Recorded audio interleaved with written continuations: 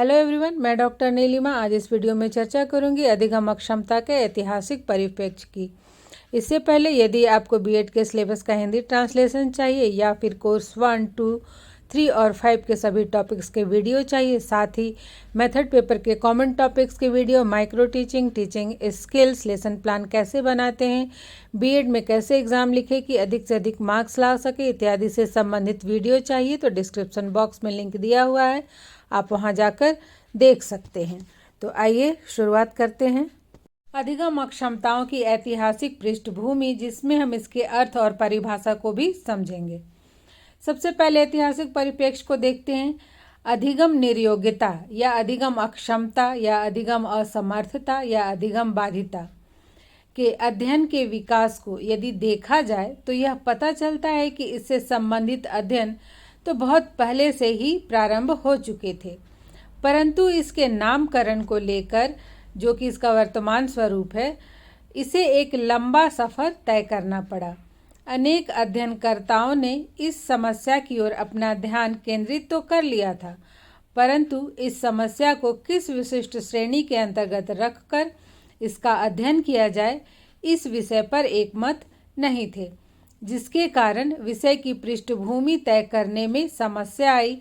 जैसे कि औषधि वैज्ञानिकों एवं चिकित्सा वैज्ञानिकों ने इसे न्यूनतम मस्तिष्क क्षतिग्रस्तता कहा, मनोवैज्ञानिकों एवं स्नायु वैज्ञानिकों ने इसे मनोस्नायु जनित विकलांगता कहा, मनोवैज्ञानिकों ने इसे अतिक्रियाशीलता कहा, तो शिक्षा मनोवैज्ञानिकों ने इसे न्यूनतम शैक्षिक उपलब्धता कहा। अर्थात ये जो अधिगम असमर्थता है, इसका अध्ययन बहुत पहले से ही प्रारंभ हो चुका था, लेकिन इसके लिए उपयुक्त नामकरण नहीं हो पाया था। अलग अलग क्षेत्र के वैज्ञानिकों ने इसे अलग अलग नाम से पुकारा। अधिगम अक्षमता के अध्ययन संबंधी विकास के चरण। रेड्डी एवं अन्य कुछ मनोवैज्ञानिकों ने अधिगम अक्षमता के अध्ययन संबंधी विकास को 3 चरणों में बांटा है। सबसे पहला है प्रारंभिक काल, दूसरा है नंबर 2 रूपांतरण काल और तीसरा है स्थापन काल। अब हम इन सबको बारी बारी से देखते हैं। सबसे पहले है प्रारंभिक काल। यह काल अधिगम अक्षमता से संबंधित अध्ययनों के उद्भव से संबंधित है। वर्ष 1802 और 1940 के बीच के समय में अधिगम अक्षमता के प्रत्यय की पहचान हुई, अर्थात अधिगम अक्षमता की क्या अवधारणा है यह स्पष्ट हुआ। इस काल में अधिगम अक्षमता के पहचान एवं उसके निराकरण के लिए प्रयास भी किए जाने लगे।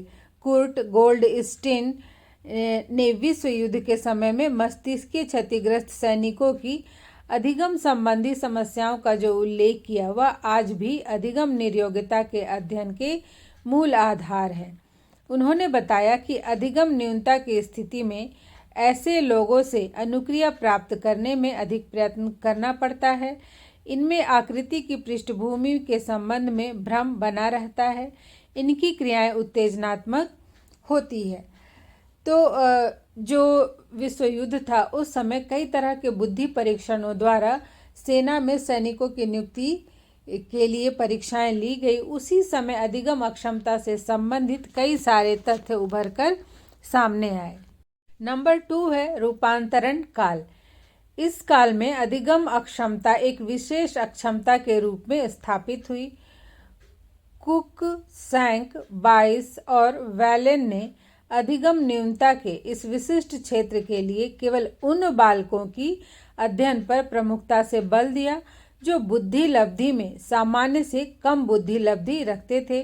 उन्होंने कहा कि यदि कोई विद्यार्थी न्यूनतम शैक्षिक योग्यता अर्जित करता है और उसकी बुद्धि लब्धि न्यून है, अर्थात कम है, तब यह स्पष्ट है कि उसकी न्यूनता का कारण बुद्धि लब्धि की न्यूनता है, अर्थात बुद्धि को आधार बनाकर उसके आधार पर अधिगम अक्षमता का अध्ययन हुआ और यह कहा गया कि न्यून बुद्धि वाले बालक का कारण उनकी अधिगम अक्षमता होती है। नेक्स्ट है नंबर 3 स्थापन काल। अधिगम अक्षमता से संबंधित कठिनाइयों की सामूहिक पहचान 60 के दशक के मध्य में हुई थी। सर्वप्रथम सैमुअल किर्क ने 1963 में अधिगम अक्षमता शब्द का प्रयोग किया, जो आज सर्वमान्य है, सार्वभौम है। पूर्व में किए गए अध्ययनों से संबंधित धारणाओं के विश्लेषण के आधार पर सैमुअल क्रिक ने ऐसे बालकों को अधिगम निर्योग्यता कहते हुए यह तर्क प्रस्तुत किया कि ये बच्चे अधिगम निर्योग्य इसलिए नहीं है कि केवल इनमें न्यूनतम मस्तिष्क क्षतिग्रस्तता है या पढ़ने की दक्षता संबंधित समस्या है या अति क्रियाशीलता है, बल्कि ये सभी बालक इन सभी गुणों से संयुक्त रूप से ग्रसित है। अर्थात ये जो बालक हैं, ये बालक इन सारे गुणों से संयुक्त रूप से पीड़ित है।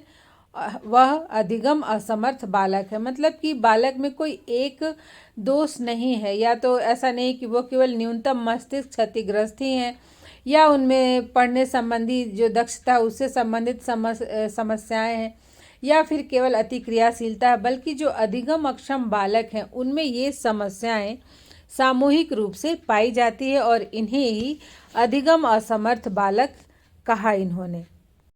सैमुअल क्रिक ने इसे स्पष्ट करते हुए कहा कि यदि कोई बालक अधिगम निर्योग्य है तो उसमें शैक्षिक न्यूनता होगी और यह शैक्षिक न्यूनता उसके आंतरिक अर्थात शारीरिक दोषों के कारण एवं बाह्य दशा अर्थात वातावरण, प्रतिकूल वातावरण के मानकीय परिणाम के कारण नहीं, बल्कि उसमें शैक्षिक दशाओं अर्थात अधिगम की उत्तम दशाओं की न्यूनतम उपलब्धता के कारण भी संभव है। अर्थात जो अधिगम असमर्थ बालक हैं तो कभी कभी शारीरिक दोषों के कारण भी उनमें सीखने संबंधी असमर्थता होती है या फिर प्रतिकूल वातावरण के कारण भी अधिगम असमर्थता होती है। तो ऐसा नहीं है कि ये जो अधिगम असमर्थता है उसका कारण केवल आंतरिक है या बाह्य है, बल्कि सीखने की जो न्यूनतम दशाएं होनी चाहिए, अधिगम जिन भी कारकों से जिन दशाओं से प्रभावित होता है, सर्वोत्तम अधिगम होता है, यदि वो उत्तम दशाएं बालकों को ना मिले तो भी उनमें न्यूनतम उपलब्धता हो सकती है। अर्थात अधिगम असमर्थता का कारण केवल शारीरिक या वातावरणीय नहीं हो सकता है, बल्कि अधिगम के लिए जो अच्छी दशाएं होनी चाहिए, जैसा वातावरण बच्चे को मिलना चाहिए, वो नहीं मिल पाता है, इसीलिए वो अधिगम असमर्थ होता है, वो कुछ भी सीखने में असमर्थ हो जाता है। सैमुअल क्रिक ने अध्ययनकर्ताओं का एक संघ बनाया जिसे कि association for children with learning disability कहा गया। इतना ही नहीं, इस कार्य को और भी अधिक विस्तृत करने के लिए शोध पत्रिका प्रारंभ किया गया।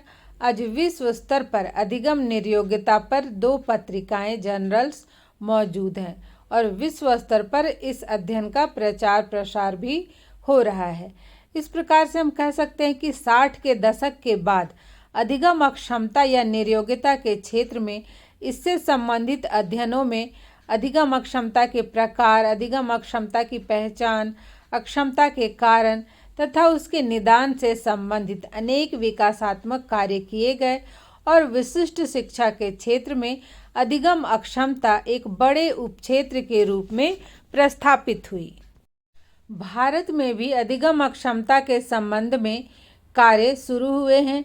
भारत में विदेशियों द्वारा ही अधिगम अक्षम बालकों की पहचान की गई, लेकिन धीरे धीरे भारतीयों में भी अधिगम अक्षमता एवं अधिगम अक्षम बालकों के प्रति जागरूकता बढ़ रही है। देश में अनेक सरकारी एवं गैर सरकारी संस्थाएं भी इस क्षेत्र में कार्य कर रही हैं, अर्थात अधिगम असमर्थ बालकों के लिए कार्य कर रही हैं, किंतु अभी तक अधिगम अक्षमता को कानूनी विकलांगता के रूप में पहचान नहीं मिल पाई है। निःशक्त जन अधिनियम 1995 में जिन 7 टाइप्स के विकलांगता का वर्णन किया गया है, उनमें अधिगम अक्षमता को शामिल नहीं किया गया है। अर्थात भारत में अधिगम असमर्थ बालक को कानूनी रूप से विशिष्ट सेवा पाने का आधार नहीं है।